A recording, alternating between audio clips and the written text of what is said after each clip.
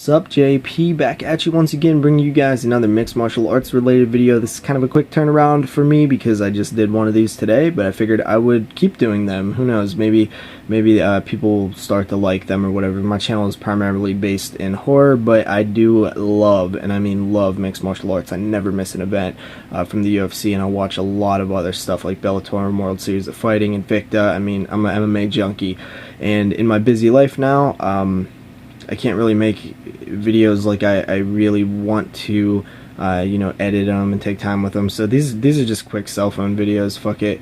Not like anybody really cares about MMA on my channel anyway. But UFC tonight broke some news tonight, like they always do on Wednesdays. I always try to watch. Unfortunately, I was not able to watch tonight because I am watching the Stanley Cup playoffs, of course. The NHL playoffs got the Pittsburgh Penguins taking on the Tampa Bay Lightning. Go Pens. As always, it's actually intermission right now. But so the news. Let's get to the news. Okay, so Michael McDonald is going to be taking on John Lineker at bantamweight. This will be the July 13th co-main event. I believe Michael Chiesa taking on Tony Ferguson is the main event, which is a really good fight. Not as good as the Nurmagomedov fight, but should be a awesome fight tonight for sure. But yeah, so John Lineker taking on Michael McDonald. This is potentially not a #1 contender fight, because you definitely have the TJ Dillashaw Rafael Sunsao fight that is 100% probably the #1 contender fight, but you know, this is definitely the fighter sort of next in line after that. Maybe they'll have to take one more fight, but this is a big fight, especially John Lineker, who I thought would fight John Dodson next, but I don't know, apparently not. Michael McDonald, he had that long, like, 3-year layoff, and he recently had a win. I've always liked that guy, so hopefully good things happen to him. And then the next bit of news is really exciting. So Chris Cyborg is going to continue fighting in the UFC, deservedly so.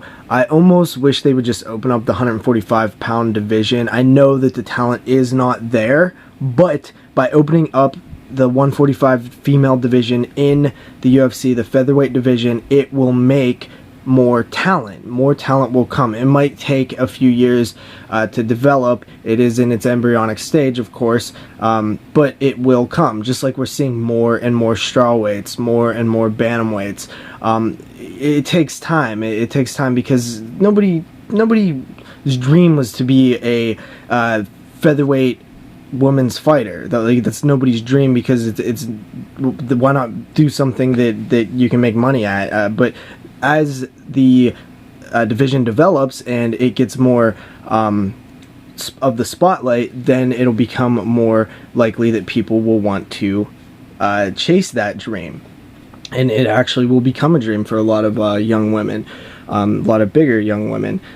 So yeah, I wish they would, but you know, right now I'm fine with these catchweight fights. I loved seeing Chris Cyborg fight in Brazil the other night. It was absolutely fantastic. It was a great moment, because I've followed Chris Cyborg for a long time now, and to see her finally get, you know, the opportunity to fight in the UFC. I mean, there was a high chance that she was never going to fight in the UFC, that you know, she doesn't have much time in her career, and there was high probability that she was never ever going to make that walk into the UFC cage, and that's kind of unfortunate and sad. There's a few other, it doesn't happen where elite fighters don't get a chance to fight in the UFC, but you know, Fedor comes to mind, but Chris Cyborg was going to be another one, and I'm happy that didn't happen. But anyway, she's fighting Germaine de Randamie, which I think everybody thought was the next fight to give her.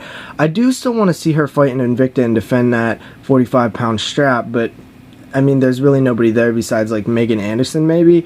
Charmaine Tweet, no. The division is very slim pickings, but Germaine de Randamie, great stand-up, great kickboxer, should be a really interesting fight.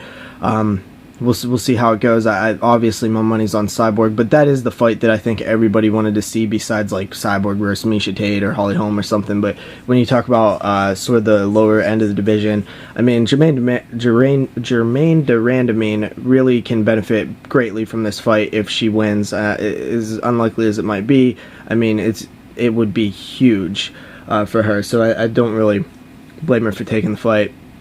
Cyborg, I can't wait to see her fight. That's going to be at UFC 201, which they're starting to stack the deck on 201 as well, because you know, they announced Tyron Woodley taking on Robbie Lawler, which, by the way, I didn't like that fight. I wish it would have been like Maya or somebody else, because Tyron Woodley, I do think Robbie Lawler, the damage that he's taken over the years is going to catch up to him, and I do think that he will eventually lose. He's not going to be a long-reigning welterweight champion like George St. Pierre or anything, and I would really hate for the guy to beat him to be Tyron Woodley. I do like Tyron Woodley as a person, as a personality when he's on like Fox Sports 1 and stuff, but I don't want to see him as champion. He's just I don't think he'll be a exciting champion.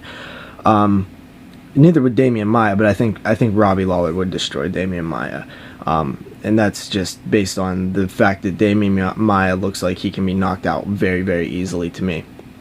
But anyway, that is on 201, and one more fight that they announced for 201 is Demetrius Johnson taking on Wilson Reyes. I mean, DJ, the only way I think DJ is going to become a big star is when he gets to that point where everybody starts to take notice by the fact that he's been winning so long. I already know that he's been winning a long time. He's I don't know if he's beat Anderson's record of title defenses or this next one is his record, but there's going to be a certain point where there'll be a sort of aura around him when people are like, oh my god, like he's had like, once he beats that title defense record, I think that'll definitely help. But basically he needs a thing. He needs some kind of selling point. And I think the fact that, you know, he goes and does something that nobody else has done will really help him. So I've always kind of liked DJ, but I don't think he has the personality to be a huge star. But neither did Anderson Silva. He just needs to have this like mystique about him, and I think that will come from, you know, future. There'll be a moment, and everybody will start paying attention to DJ, but it is not now, but it could be soon. And that's kind of my thoughts on Demetrius Johnson. You know, people say that he's too small and that's why he isn't a star. I think that that's absolutely ridiculous, because guess what? Conor McGregor's pretty fucking small, you know? 145 is not heavyweight. You know, 145 is a smaller division, and he sells great.